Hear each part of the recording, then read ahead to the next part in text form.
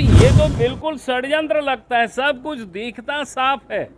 यानी हेमंत सोरेन राज्य को ही नहीं लूट रहा है, कांग्रेस को भी लूटने में लगे हुए हैं। बेचारा कांग्रेस को भले समझ में नहीं आ रहा हो, लेकिन देर सवेर उनको समझ में आ जाएगी कि भाई डेमोक्रेसी में हल्ला तो करेंगे ही, आवाज उठाएंगे। ये कौन सा, कोई किसी ने कागज फाड़ करके नहीं फेंका, किसी ने कोई जूता चप्पल नहीं मारा, तो कोई मतलब नहीं। अध्यक्ष को बतानी चाहिए कि भाई आपने क्यों सस्पेंड किया।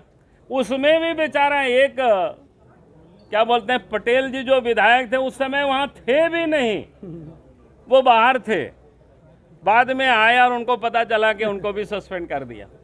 तो ये समझ में सब आता है, और इसलिए पूछा गया कि भाई आखिर आपने क्यों सस्पेंड किया, बताइए इसका कारण। तो ये मनमानी नहीं चलेगी भाई, राज्य भी लूटेंगे और जनता की आवाज भी सुनेंगे नहीं, तो ये नहीं चलेगा। पहले आप सब ने देखा कि सरकार के एक सचिव के ठिकानों पर छापा मारा और करोड़ों रुपया बरामद हुआ। उसके बाद फिर मुख्यमंत्री को दर्द हुआ, तकलीफ हुआ। फिर उसकी बयान आप सबको पता होगा कि उन्होंने कहा कि हम देख लेंगे, हम गिदर भक्की से डरते नहीं हैं। उसके बाद मुख्यमंत्री के जो विधायक प्रतिनिधि है उनकी गिरफ्तारी हुई, छापामारी हुई, करोड़ों की संपत्ति बरामद हुआ। मुख्यमंत्री के प्रेस सलाहकार को नोटिस दी गई, कल उनको हाजिर होना था लेकिन उन्होंने शायद समय मांगा है। और इसके बाद पहले जैसे मुख्यमंत्री बोल रहे थे, आप तो बिल्कुल चुप लगा दिए। भाई इतना भी बताना चाहिए ना कि मामला क्या है। उनके विधायक प्रतिनिधि, उनके प्रेस सलाहकार, और इतना ही नहीं, जब उनके विधायक प्रतिनिधि की गिरफ्तारी भी हुई और उनके सिपा सलार भाग भी गए, और उसके बाद साहेबगंज में जाकर के ईडी जाता है और वहाँ पर कई खदानों में क्रैशर में सील करते हैं, वहाँ इलीगल काम चल रहा था। इतना ही नहीं, इलीगल जिसको कहते हैं जहाज भी वहाँ चलाए जा रहे थे, और आप मुख्यमंत्री चुप है। अब ये कह रहे हैं कि भाई हमको अस्थिर करने के लिए सरकार सीबीआई और ईडी का उपयोग कर रही है। भाई इतना करोड़ों रुपया आपके घर में, आपके ठिकानों पर मिल रहा है, आपके लोगों के ठिकानों पर, तो बताना चाहिए ना कि उसमें आपके कितना हिस्सा है कि आपके हिस्सा नहीं है। आप कुछ तो बताएंगे, लेकिन राज्य के मुख्यमंत्री बिल्कुल चुप लगा दिए। यह आश्चर्य है। मैंने पूरे 2.5 वर्षों तक इस प्रदेश को में से, अब तो अधिक हो गया, सरकार काम नहीं किया, लेकिन कमाने में दिन रात लगी हुई है।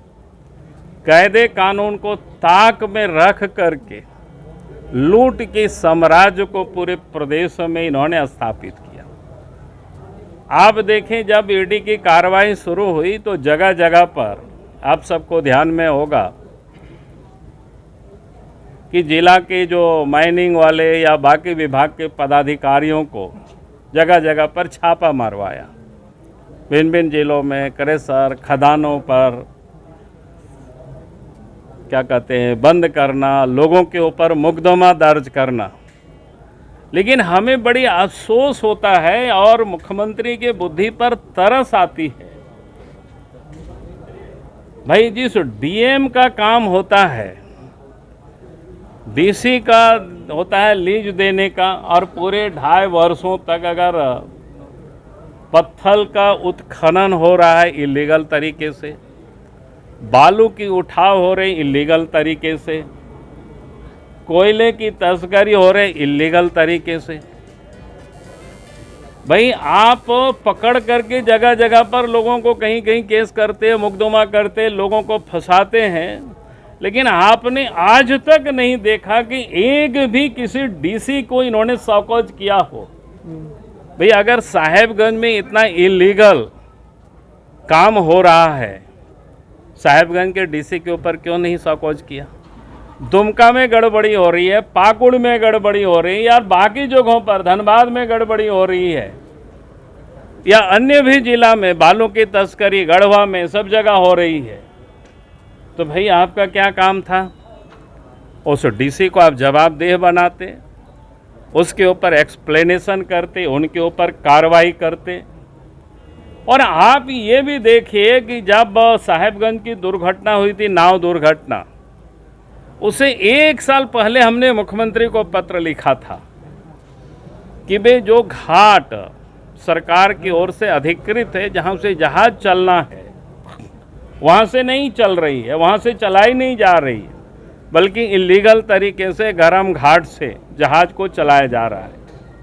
चलाने का दिन में है, लेकिन रात में भी चलाया जा रहा है, जो इलीगल है। कभी भी दुर्घटना हो सकती है। 1 साल के बाद दुर्घटना घटी, लेकिन मुख्यमंत्री ने आज तक उसका जवाब नहीं दिया कि भाई हमने पत्र दिया, भाई आप हमको, आपने उसका कोई एक्नॉलेजमेंट नहीं दिया, कोई बात नहीं, लेकिन आप अगर कार्रवाई करते तो इतनी बड़ी हादसा नहीं होती, इतनी गड़बड़ी नहीं होता। आप देखते रहिए, दिखाते रहिए पिक्चर से। अच्छा, बाबूलाल जी आपकी सुप्रीम कोर्ट सवाल उठा रहे हैं। बाबूलाल जी बोल रहे थे कि सीएम कुछ बोल नहीं रहे हैं। तो गजब बात है, मतलब आप लोग के सवाल भी ऐसे ऐसे बात है, उन्हीं से पूछिए ना, वो कहाँ कौन